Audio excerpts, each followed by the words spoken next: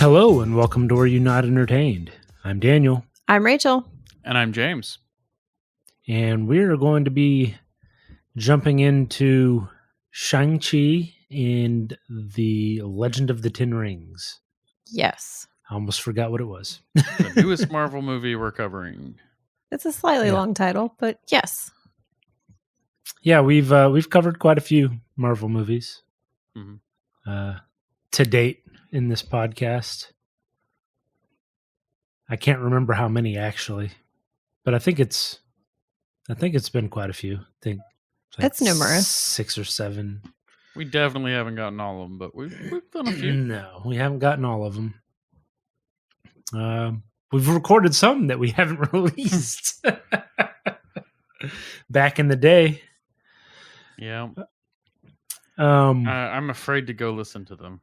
Yeah, well, me too. Which is why they still haven't been released. Fair. Hey, me three, but let's talk about Shang-Chi. This movie was so cool. Yeah? Great segue. Yeah, that's what I'm known for. Yeah. My ability to change subjects seamlessly. Yeah, they haven't really had a movie like this yet. What do you mean by that? Well, this has a very, and it makes sense, but a very Asian martial arts, kung fu feel, not just in the fighting, but also in the story. Yes, absolutely. It's not, it's not I'm a rich billionaire who does what I want, or I'm a wounded doctor dabbling in the mystic arts. Right. Or there's many storylines. There's just not been one like this up until this point. Right. Which I think is pretty cool. I mean, enjoy that. I would even argue that, really, other than Black Panther, this is the first one that isn't from an American perspective. Right. And they both kind of are, seeing as they're Disney and Marvel, but yeah, and this one starts far in less so. America, so you get some of that, but yeah, and as far as lore and having something sort of ancient and belief bound, yes, I would say Black Panther is similar, because with Thor, those are of course very ancient, but they stay there, right? They're not modern because it's the same character. Yeah, I mean, in the Thor movies, I don't think they even ever go to Scandinavia at any point in time. Yes, they go to Norway. Oh, they do. That's right. Do they? Yes, they do. That's where they find Odin. Well, okay. Mm-hmm.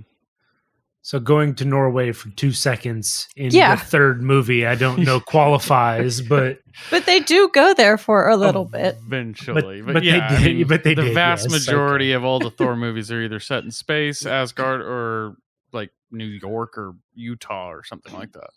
Yeah, yeah, exactly. Everything happens in New York. Yeah, apparently. Definitely in the Marvel universe. Yeah. I personally enjoyed this movie. I think as far as Marvel offerings, this was one for me that had the most interesting costumes. Mm-hmm. Yeah. The styling and the detail on this, it felt more rich and more consistent across the whole cast and the whole movie. There were a few touches of modern, but for the most part, this definitely was focused on having some really nice costumes. Agreed. The thing that I enjoyed the most about it was the fact that it was something new. I mean, they mentioned the snap and a few different other things that have happened in the Marvel universe, and you have the whole Iron Man 3 situation with Mandarin, and what's his name in the movie, Jerome or Jared or Trevor. I'm not okay. Ben Kingsley's character. Yeah. Oh. Yes. yeah, I mean, you have those points where, it's referencing previous movies, but the vast majority of this was something very new. And since Endgame and Infinity War, I haven't had everything's felt like a follow up, uh, like a staging ground for the new series, for the new uh, phase or whatnot. Right. Yeah. This is something that felt solid and self-contained and big stakes, but at the same time doesn't interfere with all the other stuff that's happening. I don't know. It felt like a good start to a new phase instead of just the remnants of the cleanup from the last big battle. Right. Yeah, kind of like the Spider-Man movies kind of feel that way, or it felt that way. Yeah, I did enjoy this, that it felt less tied into the Marvel-verse. Yeah, you get references and you have Wong. Yeah. But other than that, it's its own thing. Right. And it's got its own legend around it, and yeah, it is definitely doing its own world building. Yeah, and I love the Marvel-verse. I definitely enjoy those films, but it was really refreshing to have something that, like you said, didn't feel completely tied. Right. Mm-hmm. Yeah, for me, I really can't talk. For me, I really enjoyed this movie. I thought that the action was really good. The fighting was cool. The explanation of the legend and kind of how we got there. He's got a dad that's thousands of years old. And, he doesn't have, speaking about, I guess you can call him Sean or Shang-Chi, either way. He doesn't have like superpowers or anything. He doesn't control the rings. He doesn't live in the village where and we'll just, I guess, go ahead and say spoiler alert. Not that this will be a big spoiler, but doesn't live in the village where the dragon basically gives everybody powers. He literally is just a badass because he was kind of forced to Trained be to be a one. bad guy. Yeah. And you get to see,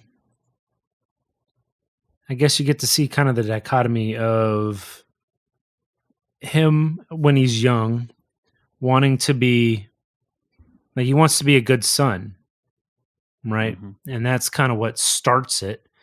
His mother was killed. And so even though he witnesses his dad take revenge on some of these guys, immediately after, when his dad is like, "Will you help me avenge your mother?" He's kind of like, I don't know if I really want to do that. It's from what he's just seen, he kind of looks down and then he's like, well, I've got to be a good son, right? And he looks up and is like, yeah, let's do it. And probably little did he know that it was about to be a very, very tough path that he's just been put on. Right. Basically filled with physical and mental abuse until he got to a specific point. But when it finally comes down to it, he doesn't like what he's become, which goes until the entire end of the movie, until he's got to finally kind of wrestle with who he is and his demons and accept, where he's from, both sides of that, both the good and you can call it the evil. So the good in his mother and the evil in his father, and how they've kind of coalesced in himself. Mm-hmm. And coming to terms with that. So the entire movie is about learning who you are. Yeah, and self-acceptance as well. Yeah. Just taking the dark, but finding a way to use it for positive things. And I mean, I think as far as a film goes, once again, this is Marvel doing what they do best. It's Mhm. got a good cast and great chemistry between all the characters. It's got really great special effects and just some really cool looking things. The rings are cool, and the one of the first scenes where you sort of learn about the forest, where they've got the water that comes out of the walls to show them sort of the forest path. Mhm. And I think that's just such a cool use of special effects. To me, it was really interesting. And at the end of it, who doesn't love a big dragon, right? Yeah, and some crazy soul-sucking demon bird thing. Yeah. They looked good too. That was a big factor for me. Yeah, There was they a did. lot of CG at the end, and it looked good. Yeah, I mean, it's Marvel, Tons of so that's CG. expected. But right. It's not DC. ooh, Burn. Yeah, no, I think that they did that portion of it as important as it was, fighting for the universe, saving the world. mhm. They did that portion pretty good justice as far as taking the time to make sure things looked right and looked cool, because there was a lot of action going on. When you got the dragon flying around and the water coming up with it, and then I forget what it's called, but I'm just going to call it the demon bird. The Yeah. soul-sucking demon bird in the middle. Maybe it's a demon bat. Well, and Kind all of the bat little wings. individual demon bats that are going around sucking out souls, and even the dragon scale weapons. I mean, all of that had this element of CG to it. Mm-hmm. And it was seamlessly done, which is, what you expect from Marvel. That seems to be one of their strongest things, is that they use a lot of special effects, but they're great. Right. I mean, you guys have some really great points and all, but who cares? Aquafina was in this. See, and that was enough to get my ass to watch it. Yeah. Aquafina she's not as funny as I was expecting her to be. I mean, she's still funny. Yeah. But she didn't have a lot of those like one line kind of quips that you get, like Crazy Rich Asians is an example, where it's like almost everything out of her mouth. You're like, oh, geez, really? And I kind of appreciated that. I appreciated that she wasn't sort of her typical character that we've seen in a couple of movies in a Marvel movie. It was good to see her still be funny, but maybe do something just a little different with it. Yeah, a little toned down. A little bit more realistic, like of a person, and not like a comedian that's right. Yeah. Maybe a character they're going to bring back. That's what I'm hoping. I sure hope so. Yeah. I mean, she went with them into that portal. Right. So I would assume. Yeah. And she definitely still had her moments of just ridiculousness, because when she started singing yeah, when they were being attacked, that was pretty great. I enjoyed they that. got some license. They got some serious mileage out of that Hotel California license. Yeah. Yeah, exactly. If you're going to pay for it. Right. Which is funny that you mention Aquafina, because I was looking at some of the reviews for this, because while still incredibly highly rated, not as much of a fan favorite. And the bulk of the negative reviews are because Aquafina is in it. Well, they're just wrong. They're just wrong. Yeah, exactly. That's kind of what I think. Have bad opinions. Everybody's entitled to an opinion, but it doesn't make you right. Yeah, for sure. I just thought it was funny that that's all I saw. And then you were like, Aquafina, yes. Yeah, she was awesome. I'm just a big fan. I think she's hilarious and super charming in everything she's in. So it's one of those things. It's kind of like Paul Giamatti. I'll watch pretty much everything they do. Or Paul Right. Giamatti. That guy. Yeah, Paul Giamatti. Yeah, You know that who guy. I'm talking about. You know. And you know me in names. Yes. Yes. We all remember Benjamin Cumberbatch. Well, speaking of names, what did you guys feel about the retcon? What retcon? Well, I had to give it a little bit of an explanation to my girlfriend, who isn't a huge Marvel fan, and I'm not either. But she hasn't seen the movies the way that I have and knows the backstory the way I do. But the I must Mandarin was miss something. always an Asian character, was always super powerful, and was potentially a really cool character. And there was quite a bit of backlash from Iron Man 3. So spoiler alerts for like a decades old movie. But yeah. in Iron Man 3, you know, the majority of the movie, you think the bad guy is the Mandarin, this international terrorist, which there was enough Right. flack at that point in time anyway for a British, you know, white person playing an Asian character, one The of the Mandarin. few Right. powerful Asian characters in all of the Marvel universe, and you're going to not even cast an Asian person. But then to also have that character turn out to be a nobody and an actor, and the real bad guy is some extremist dude that nobody cares about and is going to be gone by the end of the movie, felt like a real waste for a character of that importance. And then to show that was like a caricature of what, Tony, I guess. I'm terrible with Tony? names. I'm gonna go with Tony, Sean's dad. Oh. Yeah. Yeah, that he's gone by many names, one of them being the Mandarin, and that Trevor's portrayal in Iron Man 3 was not the Mandarin. That was him taking a title to play a terrorist, and it was kind of like an inspired by true stories kind of thing, Right. to give his character more credence and levity. So this had a pretty drastic, I would argue, maybe the biggest retcon I've noticed in the Marvel Cinematic Universe. Yeah. Quite honestly, I remembered the Mandarin.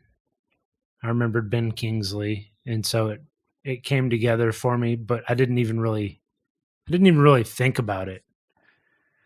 And I think that's how most people feel about Iron Man 3. Yeah, exactly. They don't really think about it, or they try not to. That's kind of, yeah. Because now that I knew it, but now that you kind of put it all together, I was like, oh yeah. Iron Man 3. That was a thing. That was a movie that came out. I personally think that this was a really good way to kind of fix that. Yeah, I would say fix that's the right way to put that. Yeah, because it was a pretty big. It was a pretty big. I'll call it a blunder. I don't know if that was the intention originally. You know, if this was the intention way back then when they did that, then way. Okay. But I just have a hard time kind of believing that. You don't want to cross your fingers that you're going to be able to get Sir Ben Kingsley 12 years later, right, as a supporting actor. Like, I mean, maybe, but that's some long contracts. Yeah, that is true. I don't know. They've got the long game. They really do. They do. I'd be impressed if that was planned out ahead of time. I would be too. I would still think it's sort of trying to make the best of something. Yeah. And I mean, to be honest, I also blunder, I think, is the right word, because I don't think that, I like to let artists change the stories to make them interesting or shock people, because it's hard to do. You know, yeah, you kill a character in any of these movies, and you're like, he'll be back, right? You know, it's there's making changes and stakes and shocking people is kind of difficult to do in Marvel and DC movies. Sorry to cut you off. Who? You? Oh, you, me? Rachel. Oh, no, I mean, that was about the end of it. It was just that I think they were trying to make it a little better. And it was also a great opportunity for some comedic relief and And Ben Kingsley. a good way. Oh, man. Well, and a It's good so way to good. have somebody sort of take you through in a logical way. Because, allegedly this is a forest that you need a special guide and all these things for. And so this was such a beautiful way to get them in because it's funny and it's endearing and you get the funny little animal. And so it's just this good little bridge. It's a moment of relief from the tension and the fight building. Right. And it's still sort of heartwarming, I guess, for me, because I always really like fantasy animals. Yeah. I think that's so cool. So to have it take you in that way, and it also shows you more about this mystical land and builds up the lore and the mystery behind it. And so it was a great way to reuse a character and make it seem a little better and funny. Agreed. Yeah. I think so too. Gave them the ability to fix something. And it's a clever way because think about a man who's genuinely powerful. He would be so insulted by someone pretending to be the Mandarin. Mm-hmm. So let's lock him up forever. I think it's funny personally. I think it was played really well. I think that's for the faux pas that they committed. I think that they did a elegant way of trying to correct them. Yeah. To paint over that. Mm-hmm. Yeah, exactly. All right. Well, was there anything else you guys wanted to cover before we got into favorite scenes? I will say this was really good to see Simu Liu, sort of a new face to Marvel and acting for the most part, right? Yeah. So great to see him do this and do such justice to the character for a really guy charming. that used to do stock photos. Right. So I used to stand still for a living. yeah, I'll just say that. I think it's awesome. He got an opportunity and he used it well. Yeah, which is great. Agreed. I look forward to more of it. Yeah. Yeah, it's kind of a shame. I'm glad it was released, but it's kind of a shame that it got released when it did. It would have been better if more people were in the movie going spirit and all that. But it is what it is. And I think nearly $500 million worldwide. I was about to say, and I think it did pretty well. So yeah. it's fine. It didn't break any records, but it's good nonetheless. Exactly. All right. Well, favorite scenes. I'm going to jump out there first thing because mine's stupid simple, but I just really loved it. Awesome. All right. It was the fight scene after the cage battle. Oh. Where he meets his sister and then all of a sudden his dad's army attacks. Yeah. Yes. And the vast majority of the fight scene happens on that scaffolding outside. Yeah. Which was just awesome to watch. And it was so much incredible choreography and action and it was ridiculous but mildly believable. I love the inclusion of Aquafina being the fish out of water in this high stakes combat situation, and the way that she was holding on to that bamboo pole. Yeah. And then his I sister don't blame coming her. back in. And then the assassin at the end that isn't able to beat. Oh, it's just so great. Yeah, surprise arrival of the father. It's just such a fun action scene, and every minute of it's like, oh, that was cool. Oh, that was cool. Oh my goodness, that was really cool. Yeah, I was just sitting there going, "That guy's dead. Oh, that guy's dead too." that guy's dead. Yeah. Yeah, no, I loved that scene because it had such a good classic martial arts thing, but in this very futuristic way. Mm-hmm. It's a lot of the classic moves and just so nimble, which isn't Yeah. something you always see in Marvel. And this was also my favorite scene. Oh, Oh, really? is Nice. So thanks for stealing it. But yeah, I'm with you. It was great. And it was so good to see his sister come back. Right. And then, yes, to have Aquafina be just so uncomfortable and not overly helpful, which I really appreciate. I don't like when characters who are supposed to be very removed from something like that just suddenly have this magic ability to fight. Yeah. Or shoot it's an like- arrow. Well, hold on. Or shoot an arrow. That was pretty funny, though. I enjoyed Fair. the surprise on everyone's face. Yeah. It was very Jackie Chan. Yes, I was literally about to say that. Yeah. Yeah, that's what it made me think of. With a little less of like the fight comedy that he builds into it, but it was very Mhm. Jackie Chan in the feel of it and the stylization. Hmm. Right. It was, yeah. I The enjoyed it a lot. utilization of the environment. Yeah. Yes, and Exactly. so fast paced. Very fast paced. Yeah, nobody hauling back for a great punch or anything like that. This was a very different fight style, which I liked. I appreciate that. Much more, I would think, true to the characters. Yeah. And Well, yes, great the moment choice, of- Rachel. You want to pick a different one, James? No. No, I'm I'm complimenting on her incredible taste. Yeah, back at you. Oh. What about you, Daniel? What was your loser scene? I mean, favorite scene?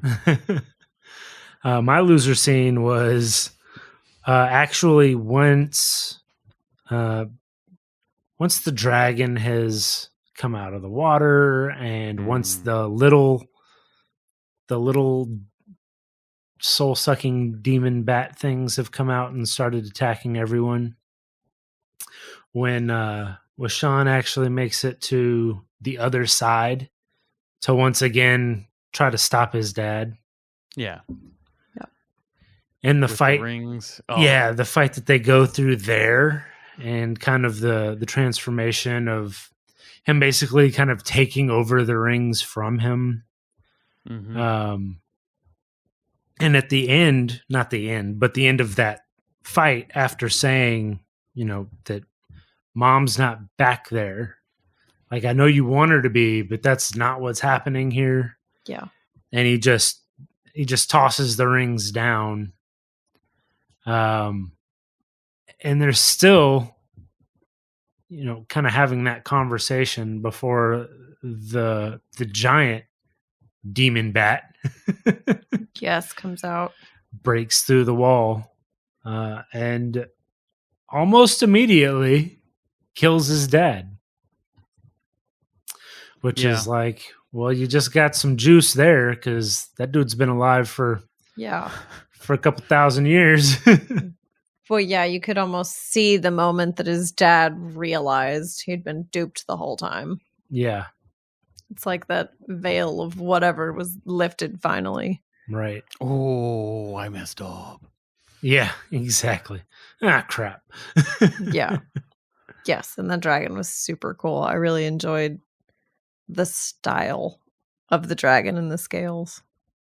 Oh, yeah. The dragon was it was colored like a koi fish, which I thought was really cool. It was beautiful. Yeah. But yeah, that's my favorite scene. I just like the whole, I guess, discovering his powers, because that's essentially what happened there. Is he finally became one with himself, Yeah, that discovered was his powers, had a heart-to-heart, half a minute with his dad right before he died. Yeah. Well, And then he fled. and I guess since we've hit two of the biggest scenes, there should be an honorary mention for the bus fight scene. The bus fight scene. Yeah, yeah. That That was was really pretty good. cool. The shock on Katie's face when he lays that first guy out. Yeah. Who are you? Which is a fair question. Yeah. Well, because the story just about wait. when they met, right? Right. Is that he was about to get beat up and he started singing. Yep. Okay, but the reality is he had destroyed that guy. I'm nobody. I'm just good at martial arts. Yeah. He is a 15-year-old that was highly skilled and extremely dangerous. Right. So she was yeah. saving the other dude. His Yeah. dad would have been really proud that instead of murdering everyone, he gave him the old razzle dazzle. Exactly. All right. Well, then I think that just about wraps it up for Shang-Chi and the Legend of the Ten Rings. Yep. All right. Well, hopefully you enjoyed our coverage of it. If you did, then please go online and like and subscribe. Make sure to join us next time on Were You Not Entertained?